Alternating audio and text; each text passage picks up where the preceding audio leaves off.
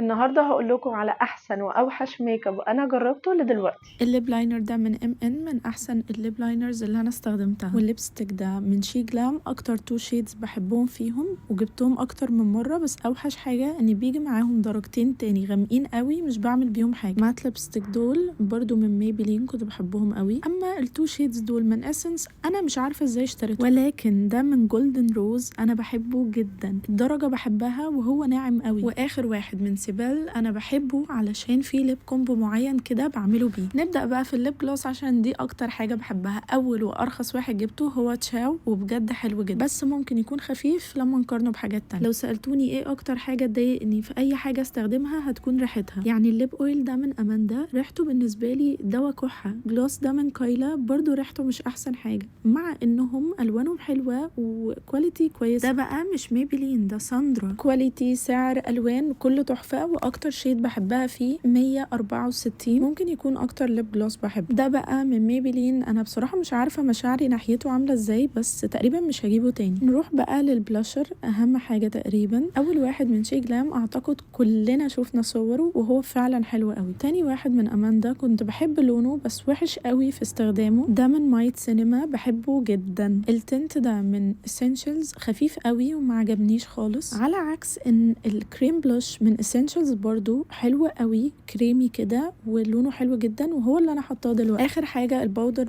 بلوش من اماندا بحطه لوحده وساعات بثبت بيه. نبدا بقى في الهايلايتر، واول واحد واوحش واحد هو من تشاو. كاني بالظبط جايبه جليتر من المكتبه وحطاه على وشي. يعني دلوقتي انا حطيته وهجرب امسحه، لاخر الفيديو هتلاقوه في ايدي. المهم الهايلايتر ده من شي جلام، هو بيبقى لونه ابيض كده